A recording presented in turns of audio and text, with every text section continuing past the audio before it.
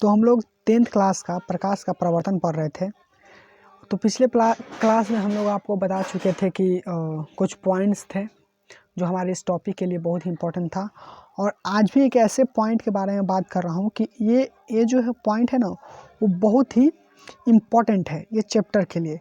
इसके बिना आधा चैप्टर, इस चैप्टर का आधा पार्ट अधूरा है, क्योंकि यह जो वीडियो है इसमें ये बताया जाता है कि जो भी अवतल उत्तल दर्पण में कोई वस्तु हो, उसका प्रतिबिंब किस टाइप का, उसका कैसा प्रकृति होता है, और वो उसका स्थान जैसे कि प्लस है या माइनस, उसका चिन्ह बताने के लिए आज इस क्लास को हम लोग करने वाले हैं। और अगर ये क्लास आपको अगर ये क्लास आप कर लीजिएगा तो आपको इस चैप्टर से कोई भी न्यूमेरिकल में प्रॉब्लम नहीं होगा। और ये क्लास बहुत ही इम्पोर्टेंट है, इससे ऑब्जेक्टिव भी पूछ दिया जाता है। ओके, तो हम लोग रिफ्लेक्शन ऑफ लाइट, प्रकाश का प्रवर्तन, 10th क्लास का फिजिक्स का टॉपिक है। और मेरा जैसे कि चैनल का नाम है रविकांत स्टडी प्लस। और आज हम लोग पढ़ने वाले हैं चिन्ह परपाटी के बारे में, जो कि इस चैप्टर का रामबाण है, क्योंकि इसके बिना आपको कुछ भी समझ में नहीं आएगा। तो आगे जो भी मैं पढ़ाने वाला हूँ, इसके बिना आप कुछ भी समझ में नहीं आएगा। तो चलते हैं, सबसे पहले हम लोग पढ़ने वाले हैं चिन्ह परपाटी। आखिर चिन्ह परपाटी किसे कहते हैं? तो देखिए, चिन्ह परपाटी जानते हैं क्या है? देखिए, गोलीय दर्पण में किसी भी वस्तु को कहाँ रखें, तो उसका दूरी क्या है, उसका प्रतिबिंब कैसा है, देखिए, हम लोग इस चिन्ह परपाटी के माध्यम से ये सीखेंगे कि कोई भी वस्तु की दूरी प्लस में है या माइनस में है, कोई भी वस्तु का प्रतिबिंब प्लस है, धनात्मक है या ऋणात्मक है, इस चीज़ के बारे में हम लोग देखने वाले हैं। उसकी वक्रता, त्रिज्या, देखिए हम आपको गोलीय दर्पण के बहुत सारे पॉइंट, जिसमें ध्रुव के बारे में बताया, वस्तु दूरी और क्या बोलते हैं वक्रता, त्रिज्या, फोकस दूरी, इस सभी चीज़ों के बारे में बताया। लेकिन उसका ये नहीं मैं उस क्लास में बताया था कि वो प्लस होता है या माइनस होता है, इस टाइप से हम लोग नहीं बताए थे। तो आज हम चिन्ह परपाटी को कैसे सीखेंगे, इस चिन्ह परपाटी की मदद से आप यह जान जाइएगा कि कोई भी फोकस दूरी, वक्रता, त्रिज्या क्या है, धनात्मक है या ऋणात्मक है, इस वीडियो में आपको जैसे कि आपको सीखने को मिलेगा। ओके, तो देखिए, सबसे पहले हम लोग सीखेंगे कि चिन्ह परपाटी क्या होता है। तो देखिए, दर्पण में चिन्ह को मापने के लिए, धनात्मक हो या ऋणात्मक हो, धनात्मक हो या ऋणात्मक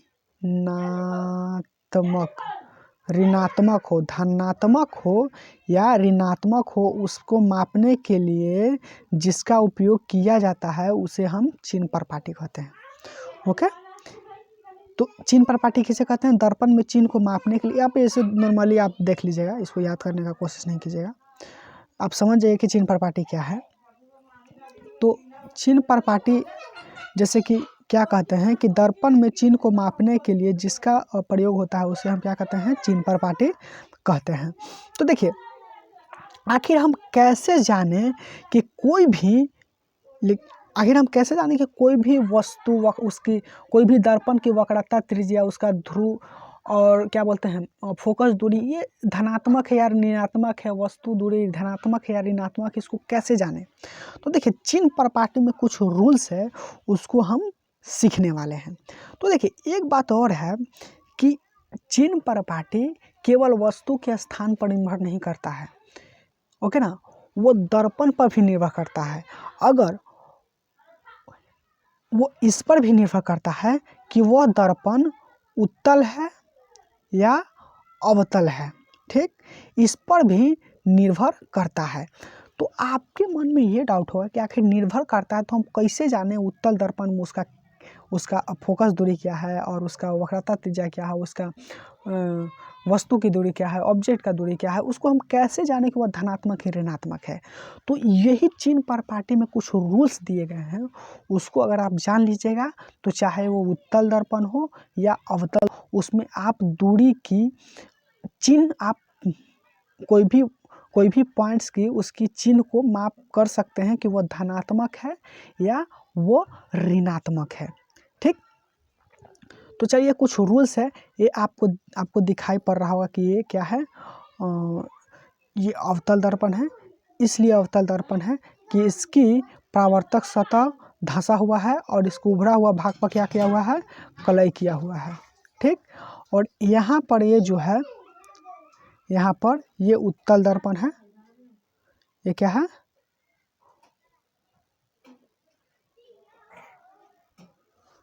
वन मिनट, ये क्या है, उत्तल दर्पण है, क्योंकि इसका जो परावर्तक सतह उभरा हुआ है और भीतरी पर क्लाई किया हुआ है, क्योंकि इधर इसका फोकस दूरी है और फोकस है वक्रता त्रिज्या इस पार्टी है, ठीक। तो इस पर भी निर्भर किया जाता है, ठीक। अब मान लीजिए कि ये जो दर्पण है, कौन सा दर्पण है, ये अवतल दर्पण है। तो यहाँ पर इसका ध्रुव यहाँ है, फोकस यहाँ है, वक्रता केंद्र यहाँ है, फोकस दूरी ये है, वक्रता त्रिज्या ये है ना, ठीक। लेकिन इसका कैसे हम पता करें, और इसमें देखिएगा, इसमें थोड़ा सा 1 मिनट, इसमें देखिए कि वक्रता केंद्र यहाँ पर है, फोकस यहाँ पर है, ध्रुव यहाँ पर है ना। तो इस कैसे इसको मालूम करेंगे, तो देखिए क्या कहा गया है, इसके कुछ पॉइंट है उसको थोड़ा सा देखिएगा। ये पॉइंट यहाँ पर ये है, ये कुछ पॉइंट्स है, 3 पॉइंट है, इसको आराम से आप देख लीजिएगा, ठीक। तो देखिए ये पॉइंट है, एक बात याद रखिएगा, चिन्ह परपाटी का पहला पॉइंट है कि सभी दूरियां ध्रुव से मापी जाती है। सभी दूरियां किससे मापी जाती है, ध्रुव से मापी जाती है। अब बताइए थोड़ा सा यहाँ पर आइए, इन दोनों में ध्रुव कहाँ पर है, इसमें आगे देखिएगा कि ध्रुव कहाँ पर है। यहाँ पर ध्रुव है, यहाँ पर ध्रुव है। तो इस सभी दूरियां ध्रुव से नापी जाती है। जैसे कि आप मान लीजिए कि वक्रता केंद्र नापिएगा तो कहाँ से मापी जाएगी, ध्रुव से, इधर की ओर मापी जाएगी, ध्रुव से ही मापी जाती है। यानी कभी भी फीता लगाएगा तो यहाँ से लगेगा, यहाँ से इधर में है, ठीक। अब मान लीजिए कि फोकस को मापना है तो ध्रुव से ही मापा जाएगा। अब मान लिया जाए कि आप फोकस दूरी को मापते हैं तो ये ध्रुव से ही मापा जाएगा। तो एक मन में बैठा लीजिए कि ध्रुव से ही मापा जाता है, ठीक। अब इसमें देखिएगा थोड़ा सा, देखिएगा, इसको देखिए, इसमें ध्रुव यहाँ पर है, पी ध्रुव का मतलब पोल, जिसको पी से डिनोट करते हैं, ओके। अगर आपको बोले थे कि इसके पिछले वाला अगर क्लास आप किए हैं तो यह वीडियो समझ में आएगा, और नहीं किए हैं तो आपको समझ में नहीं आएगा, ठीक ना। क्योंकि उसमें बताए थे कि ध्रुव क्या है, वक्रता केंद्र क्या है, फोकस क्या है, वो सारी चीज़ को मैंने बताया। तो अगर मान लें कि यहाँ वक्रता केंद्र को, आप देखिए वक्रता केंद्र को मापना है तो कहाँ से नापिएगा, ध्रुव से ही इसकी दूरियाँ मापा जाएगा। अब कितना है अभी तो मैं नहीं बता रहा हूँ, अब मान लीजिए कि 2 सेंटीमीटर है तो 2 सेंटीमीटर होगा, तो ये यहीं से मापिएगा। एक बात याद रखिएगा कि सभी दूरियां कहाँ से मापी जाती है, ध्रुव से। अब ये नहीं कि आप मापने के लिए वक्रता केंद्र को रहेगा तो आप इधर से इधर की ओर मापिएगा, नहीं। इसका जो दूरियां है वो सीधे ध्रुव से ही इधर की ओर मापा जाता है, यानी ध्रुव ये है तो इधर की ओर मापा जाएगा, ठीक। ये बात समझ गए। अब चलिए, अब याद रखिए थोड़ा सा ये बात कि ध्रुव के, याद रखिएगा, ध्रुव के बाईं ओर माने, अब मान लिया जाए थोड़ा सा,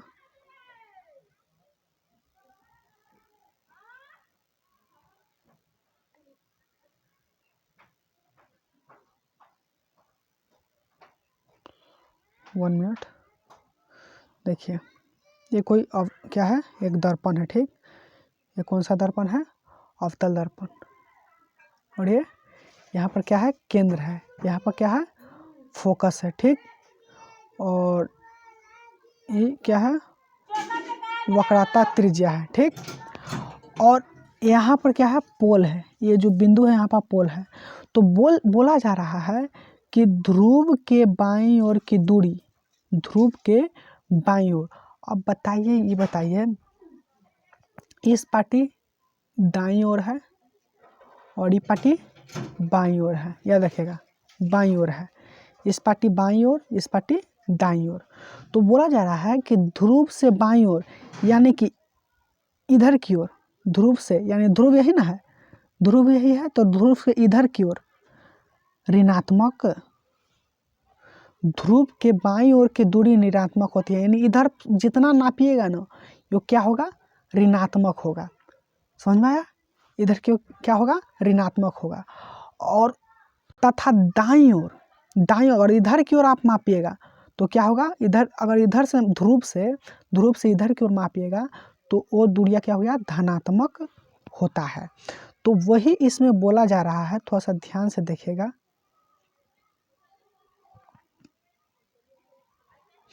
वही आप इसको ध्यान से देखिएगा कि इसमें बोला जाए कि ध्रुव के बाईं ओर की दूरी, यानी इधर की ओर आप जितना मापिएगा वो ऋणात्मक होगा।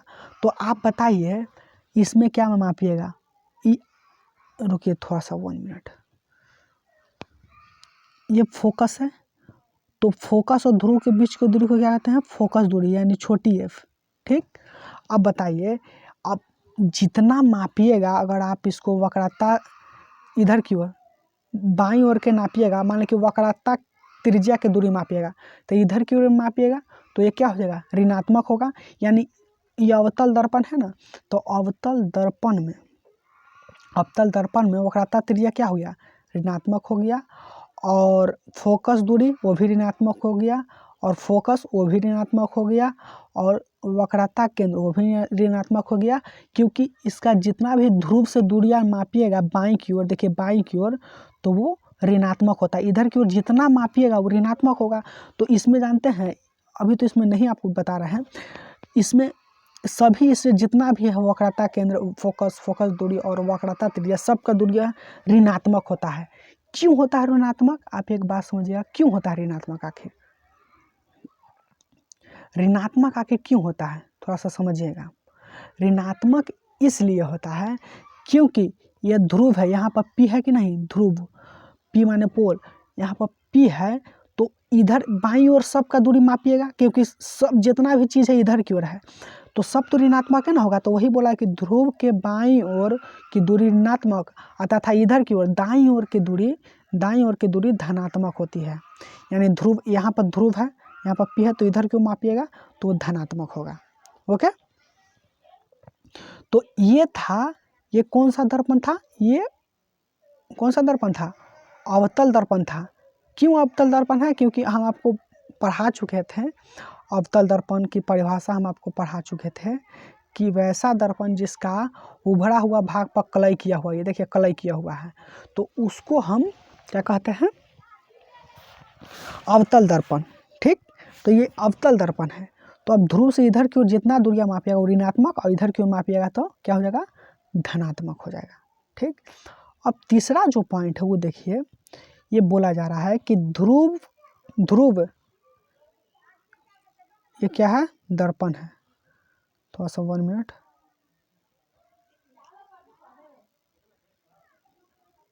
ये दर्पण है, पी है यहाँ पर एफ है, और यहाँ पर सी है, और वक्रता केंद्र और ध्रुव के बीच की दूरी को क्या कहते हैं, वक्रता त्रिज्या, और फोकस, यहाँ पर फोकस और ध्रुव के बीच की दूरी को क्या कहते हैं, छोटी एफ, यानी फोकस दूरी। हम आपको सब अच्छे से सिखा दिए थे आपको, ठीक ना।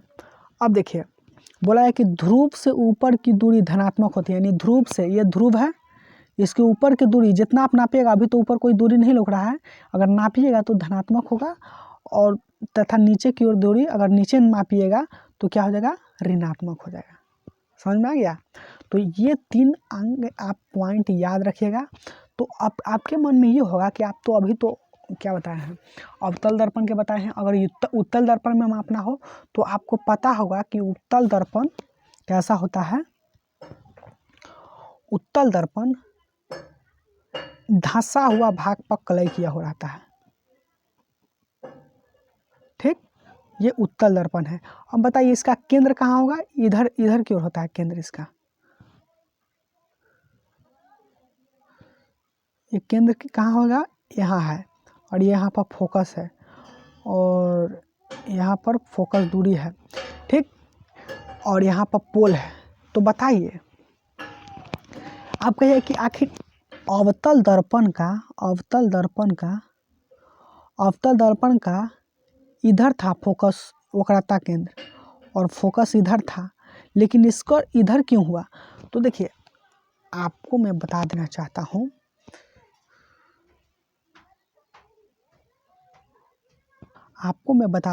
हूँ, कि उत्तल दर्पण का वक्रता और फोकस दूरी इधर की ओर ही होता है। क्यों होता है?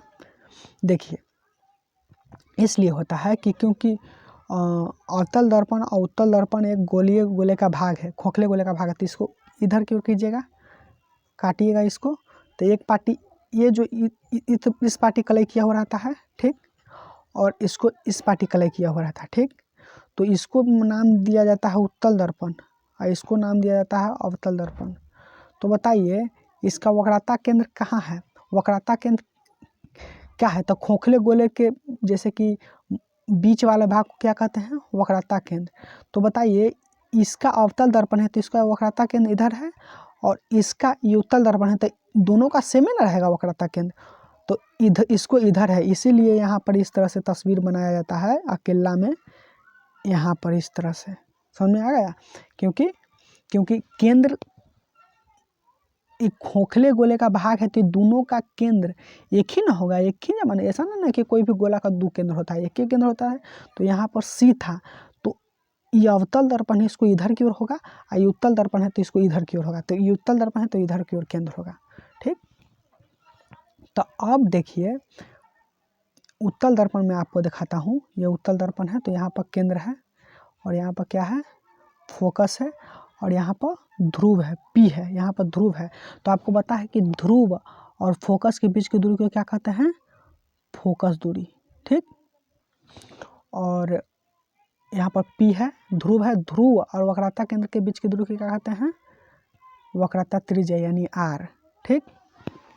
तो बताइए इसमें भी सभी दूरियां दोनों के लिए गोलीय उत्तल दर्पण और अवतल दर्पण दोनों के लिए दोनों सेम है, तो इसमें भी सभी दूरियां ध्रुव से मापी जाएगी। तो ये भी दूरियां ध्रुव से मापी जाएगी। अब देखिए ध्रुव के बाईं ओर की दूरी धनात्मक, तो अब बताइए ध्रुव से मापी जाती है तो ध्रुव से बाईं ओर की दूरी धनात्मक, तब बाईं ओर इधर है तो इधर कुछ नहीं है, और दाईं ओर की दूरी धनात्मक, यानी दाईं ओर के अब इधर है तो इधर मापिए तो वक्रता त्रिज्या है, वक्रता केंद्र है, फोकस है, फोकस दूरी है। तो इसमें मापिएगा तो सबकी दूरी यहाँ पर धनात्मक होगी कि नहीं? तो इसमें सबकी दूरी क्या होगी? धनात्मक होगी। क्यों धनात्मक होगी? क्योंकि इसमें दाईं ओर मापी जा रही है, इस पर दाईं ओर आ गया, इसीलिए। तो आपको ये मत बता, एक बात अभी थोड़ा सा माइंड में बैठा लिया कि अवतल दर्पण में जिसको मापिएगा ना वो दूरी ऋणात्मक होगी और उत्तल दर्पण में धनात्मक, क्योंकि ये उत्तल दर्पण में सभी दूरियां दाईं की ओर चल जाती है। तो दाईं ओर की दूरी धनात्मक होती है, यहाँ पर लिखा गया है, तो इसीलिए उत्तल दर्पण में धनात्मक होता है। लेकिन आओ जो प्रतिबिंब होता है ऋणात्मक भी हो सकता है, इस तरह से होता है। लेकिन अभी इतना माइंड में आप रख लीजिए। कुछ पॉइंट्स मैं आपको इंपॉर्टेंट दे दिया हूँ, इसको थोड़ा सा याद कर लीजिएगा कि अवतल दर्पण में वक्रता त्रिज्या फोकस दूरी ऋणात्मक होती है, अब पहले भी आपको पता है, और उत्तल दर्पण में वक्रता त्रिज्या फोकस दूरी धनात्मक होती है। अब क्यों होती है अभी मैं आपको बताया, लेकिन फिर एक बार आप बता देता हूँ ये क्या है। थोड़ा सा 1 मिनट, तो 1 मिनट देखिएगा, ये क्या है? ये है अवतल दर्पण, ठीक। ये बीच में क्या हो गया? ध्रुव जिसको पी से डिनोट करते हैं, और यहाँ पर क्या हो गया? सी वक्रता केंद्र, और यहाँ पर हो गया एफ, तो बड़ी एफ, और ध्रुव और एफ के बीच की दूरी को क्या कहते हैं? फोकस दूरी, ठीक। और वक्रता केंद्र और ध्रुव के बीच की दूरी को क्या कहते हैं? ध्रुव के बीच की दूरी को वक्रता त्रिज्या यानी आर, ठीक। अब देखते हैं यहाँ पर आइए, ये उत्तल दर्पण है, उत्तल दर्पण,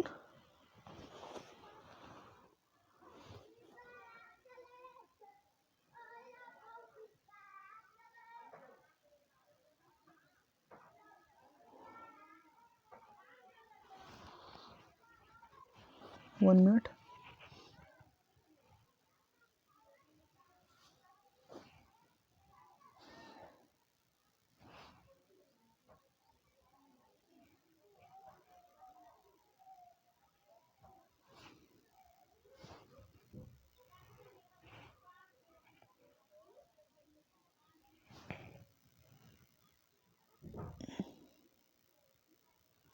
ये क्या है? उत्तल दर्पण है। ये हो गया अवतल, अवतल, ठीक। और ये हो गया उत्तल। अब इसका बीच में क्या हो जाएगा? ध्रुव हो जाएगा, ध्रुव। और यहाँ पर क्या हो गया? यहाँ पर केंद्र, वक्रता केंद्र। और यहाँ पर क्या हो गया? फोकस। और ध्रुव और वक्रता केंद्र के बीच की दूरी को क्या कहते हैं? आर कहते हैं। और फोकस और ध्रुव के बीच की दूरी को क्या कहते हैं? फोकस दूरी, छोटी एफ। एक्स वाई, जिसको प्रधान अक्ष कहते हैं, यहाँ पर एक्स वाई हो गया, ठीक। अब देखिए, वही बोला कि अवतल दर्पण, अवतल दर्पण की वक्रता त्रिज्या क्या होती है और फोकस दूरी ऋणात्मक होती है। ऋणात्मक होती है, ये आपको पता है। तो क्यों होती है अवतल दर्पण के? क्योंकि वो बोला जाता है 1 मिनट। ध्रुव के दाईं ओर, ध्रुव की बाईं ओर, यानी बाईं ओर इधर की ओर, यहाँ पर बाईं है 1 मिनट, इधर की ओर बाईं ओर है। तो बाईं ओर की दूरी क्या होती है? ऋणात्मक होती है। इसीलिए इसमें सब ऋणात्मक हो गया। किसमें? अवतल दर्पण में। इसलिए बोला कि अवतल दर्पण की वक्रता त्रिज्या, या वक्रता त्रिज्या ये है, तो बाईं ओर है, तो इसलिए ऋणात्मक है। और फोकस दूरी वो भी बाईं ओर है, तो ऋणात्मक है, ठीक। इसलिए ऋणात्मक है। ये देखिए, उत्तल दर्पण यहाँ पर है, देखिए ये है उत्तल दर्पण। तो उत्तल दर्पण में वक्रता त्रिज्या किधर है? दाईं ओर है। तो ऊपर चिन्ह पर पाठी में बताया गया था कि दाईं ओर की दूरी क्या होती है? धनात्मक। इसलिए धनात्मक है। और क्या है? फोकस दूरी, यहाँ पर देखिए फोकस दूरी छोटी एफ, वो भी क्या है? धनात्मक है। समझ में आया? तो धनात्मक किस लिए है? क्योंकि ये दाईं ओर है और ये बाईं ओर। तो ध्रुव से मापेंगे तो बाईं ओर मापेंगे, तो इसलिए ऋणात्मक। और ध्रुव से इसमें उत्तल दर्पण में दाईं ओर मापेंगे, इसलिए धनात्मक। तो इससे ये होगा कि चिन्ह पर पाटी वस्तु के स्थान पर केवल निर्भर नहीं करती है, बल्कि इस पर भी निर्भर करती है क्योंकि वो उत्तल है या अवतल है। देखिए, वही चीज़ फोकस दूरी, वक्रता केंद्र इसमें ऋणात्मक है, लेकिन इसमें धनात्मक वही चीज़ है। वक्रता केंद्र, वक्रता त्रिज्या, फोकस इसमें धनात्मक क्यों है? ये दर्पण पर डिपेंड करता है, ठीक।